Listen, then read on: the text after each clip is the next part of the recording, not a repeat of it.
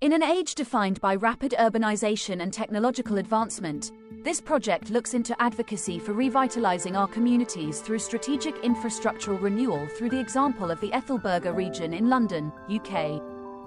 Through the project's research phase, our student group conducted an on-site workshop, contextual user research, and interviews with the inhabitants of the Ethelberga neighborhood. I continued with individual qualitative research throughout the project. Some key topics that were highlighted in the research phases: safety concerns, lack of respect, kids playing around random areas, unattended vehicles. Through background research, the topic of water and blue infrastructure also emerged. The research and gathered information enabled outlining several urban needs. For the continuation of the project, I synthesized and qualified these needs into 3 categories of infrastructural qualitative subtopics, which I'll cover now. Blue-green infrastructure. Blue-green infrastructures aim to address urban issues related to environmental changes, flood possibilities, safety concerns, and the impact of weather conditions. This criteria covers environmental changes, the risk and mitigation of flooding in urban areas, as well as the safety and well-being of both human and other than human inhabitants. Green mobility. Green mobility initiatives address pain points related to transportation and its environmental impacts, active lifestyles, and the overall well-being of urban communities.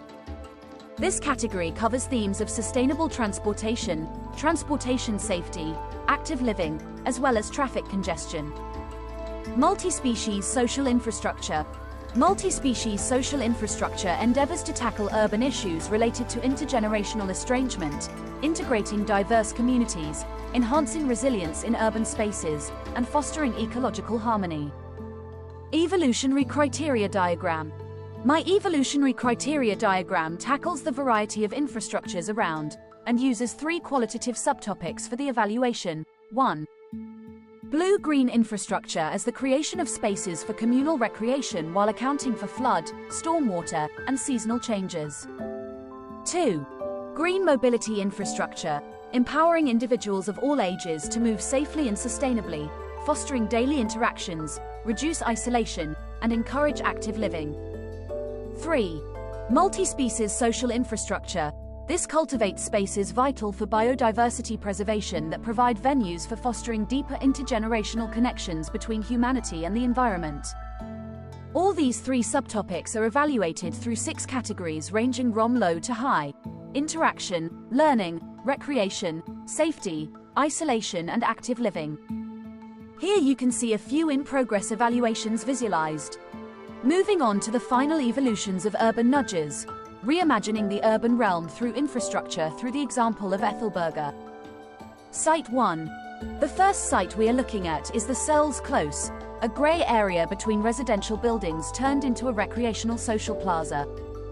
Delving into the significance of play spaces as universal bridges across generations, this initiative explores how traditional and innovative designs like playgrounds and recreational zones create environments where individuals of all ages interact, learn, and share experiences, both locals, visitors, and RCA students. Similarly, at the core of this endeavor, social infrastructure emerges, a network of communal spaces and amenities intended as the foundation for mentorship, storytelling, and cultural exchange. This emphasis aims to cultivate a sense of belonging and intergenerational support by revitalizing these hubs. Some parking spaces have been covered with a shelter that activates the space over these parking spaces, creating an additional level of infrastructure in the neighborhood. Another element that we will be seeing across the neighborhood: water retention tanks for urban gardeners. The primary aim of these tanks is to serve as reservoirs for storing rainwater or runoff within urban areas. By storing this water, retention tanks help reduce strain on conventional drainage systems during heavy rainfall events. Additionally, they contribute to sustainable water management practices by offering a means to collect and repurpose rainwater for various non-potable purposes like irrigation, firefighting, or other uses within the urban environment. Ultimately, these tanks support both flood prevention and sustainable water conservation within urban settings. Site 2. Community Gardens of Dewar Street. This hub is centered around a pre-existing urban garden. As a small extension, another garden in welcome to the area with open space of the roof of the parking garage and the outdoor kitchen area in the front. The community gardens provide opportunities for community convergence by enabling hands-on collective action, intergenerational peer-to-peer learning, and through these, a sensation of community ownership over public spaces through shared contribution. The gardens strengthen local and sustainable food knowledge and practice as well as benefit the local biodiversity by housing various small organisms. Here, the water from the retention towers can be used to water the soil, and local household biowaste could also be used as composting or enabling permaculture practices. This area leans into communal slow living, offering a calmer, more deliberate pace, reducing stress and fostering mindfulness in everyday experiences, promoting deeper connections, improved well-being, and a more sustainable lifestyle through conscious choices and appreciation of life's simple pleasures. By prioritizing quality over quantity and embracing a more intentional approach, slow living enhances overall happiness, health, and fulfillment. Site 3, the Masculine Close. This site repurposes and widens the small park in the Masculine Close. The multi-purpose public conversation pits enable spending time outdoors and encourage convivial encounters between local inhabitants. During extreme weather conditions, the pits double as flood detention ponds, temporarily storing and redirecting runoff water which can then be collected for non-potable needs. Site 4, Watford Close. This area is a hub of recreation welcoming residents and visitors alike. Due to the low elevation relative to sea level inside the park, a micro-wetland was accommodated at the lowest point. The micro-wetland contributes to the revitalization and enhancement of urban ecosystems. Its primary aim is to create localized areas that mimic the functions of natural wetlands within urban settings. It serves as a natural water retention feature, absorbing excess rainwater and helping to mitigate the risk of flooding during heavy rainfall events. Additionally, they promoting biodiversity, providing habitats for various native plant and animal species, while also improving water quality by filtering pollutants and supporting ecological balance within the urban landscape. The system of micro-wetlands work by gravitation and could prove to be a helpful research platform for local students. Brown roofs serve as a crucial component in this project aimed at enhancing water management and ecological balance within the urban environment. The primary aim of brown roofs here is to act like a sponge, to absorb and retain rainwater, reducing runoff and mitigating the strain on conventional drainage systems during heavy rainfall.